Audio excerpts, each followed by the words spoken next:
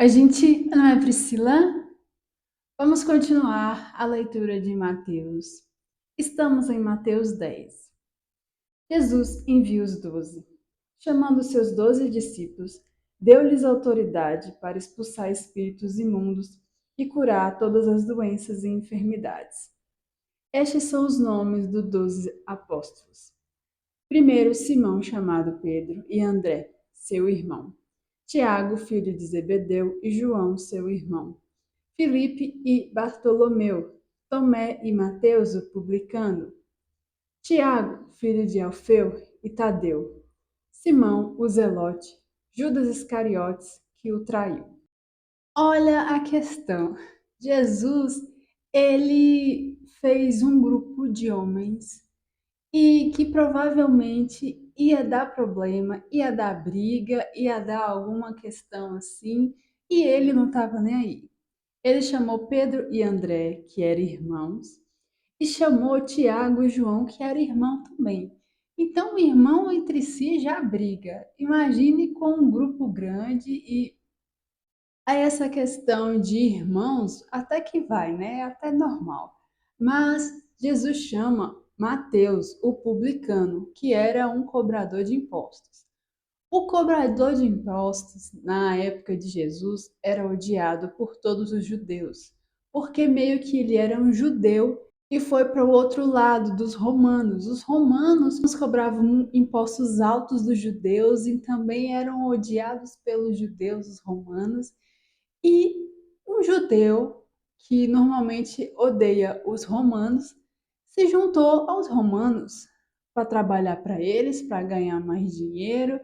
Então, isso já dava uma revolta nos judeus contra esse publicano cobrador de impostos, porque ele era um traidor. E além de ser um traidor, ele cobrava juros, podia cobrar juros para pegar para ele. Então, ele é meio que um ladrão ali também. Imagine uma pessoa dessa se juntar a um grupo religioso e conviver ali, e provavelmente esses outros judeus que estavam juntos não gostavam de Mateus. Então eles tiveram que começar a deixar isso de lado. E além disso, tinha um zelote que era Simão. O zelote era meio que uma seita, um grupo religioso.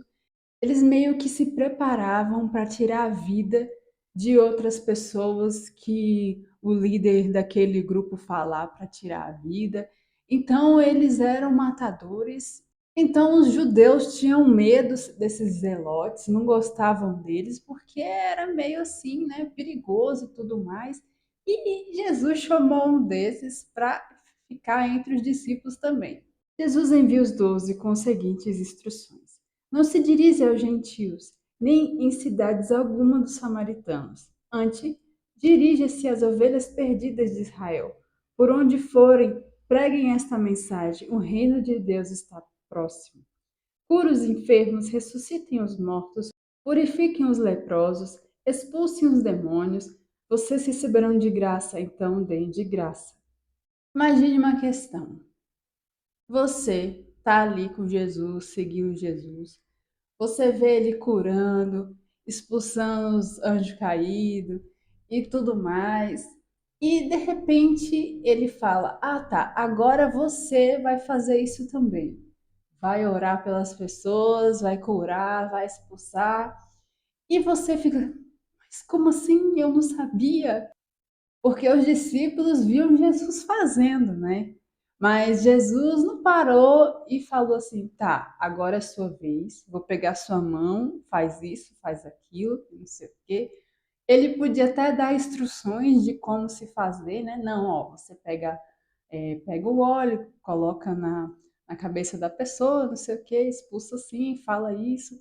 Mas de pegar na mão e ensinar: ó, agora você é o próximo, eu tô te ensinando isso. Não, foi meio assim, ó, vocês viram que eu fiz, fala isso e vamos. Agora faz isso lá com as pessoas. Nossa, imagine o medo e o constrangimento. E se não acontecer nada? E se não haver cura? E o medo de não e ficar paralisado por causa do medo na hora, os discípulos passaram por tudo isso. Não levem nem ouro, nem prata, nem cobre em seus cintos. Não leve nenhum saco de viagem, nem túnica extra, nem sandálias, nem bordão, pois o trabalhador é digno do seu sustento. Na cidade ou povoada que entrarem, procure alguém digno de recebê-los e fiquem em sua casa até partirem. Ao entrarem na casa, saudem. Se a casa for digna, que a paz de vocês repouse sobre ela. Se não for, que a paz retorne para vocês. Se alguém não receber nem ouvir suas palavras, sacudem a poeira dos pés. Quando saírem daquela casa ou cidade, digo a verdade: no dia do juízo haverá menor rigor para Sodoma e Gomorra do que naquela cidade.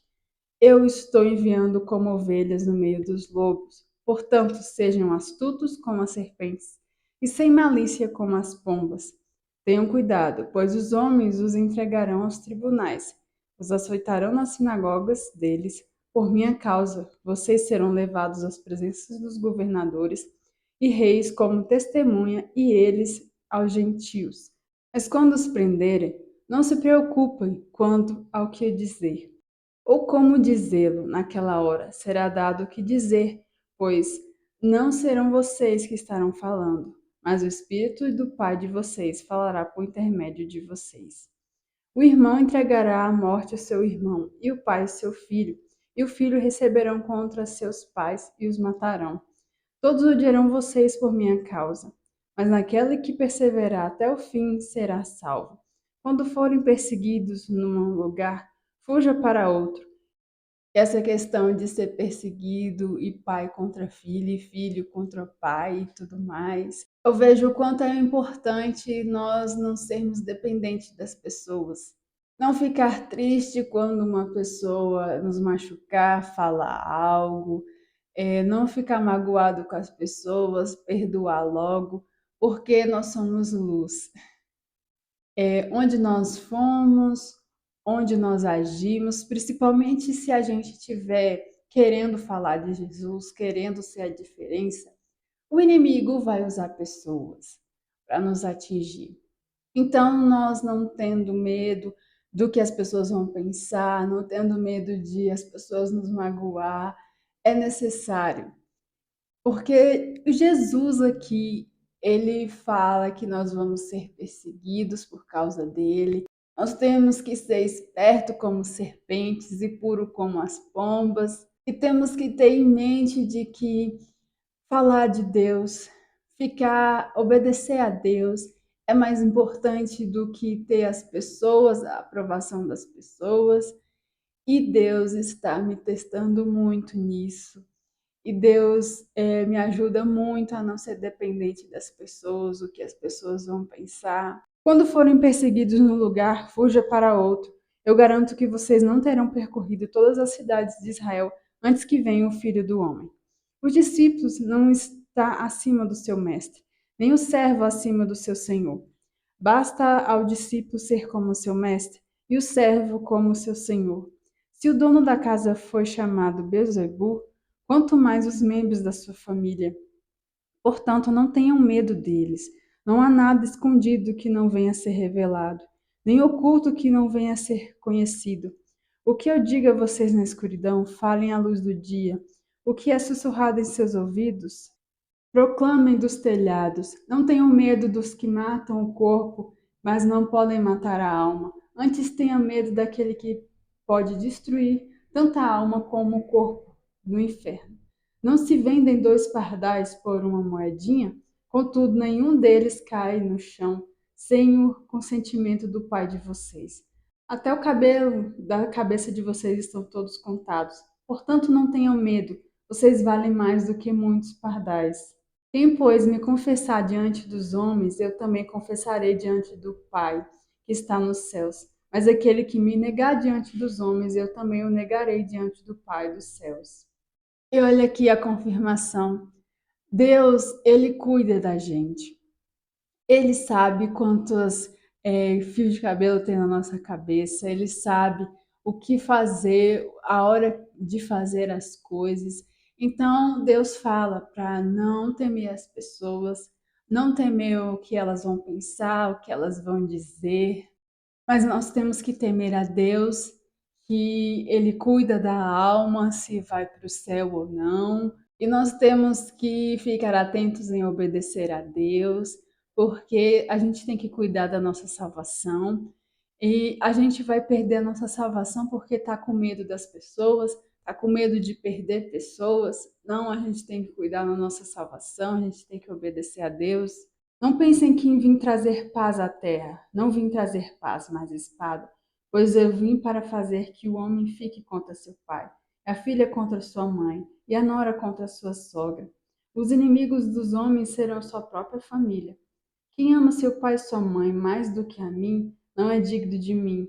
Quem ama seu filho ou sua filha mais do que a mim, não é digno de mim. A quem não tomar a sua cruz, não me segue. Não é digno de mim. O próprio Jesus fala aqui que ele veio para trazer discórdia também, pai contra mãe, filho contra filho, pai contra filho. Uma questão que Deus me ensinou é que as pessoas só mudam quando sofrem. Quando tem alguma coisa divergente, quando alguma coisa acontece, quando algo deixa chateado, as pessoas só vão mudar assim.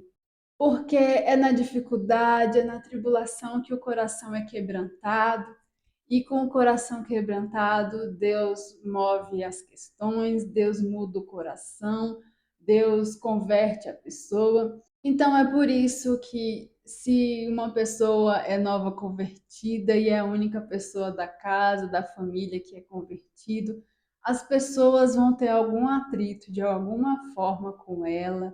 Em algum momento vai ficar triste, ou a pessoa vai ser muito perseguida na família, e com isso Jesus está moldando o coração dessas pessoas que estão sendo chateadas e sendo perseguindo a outra pessoa, porque é na dificuldade, na tribulação que a pessoa é quebrantado o coração.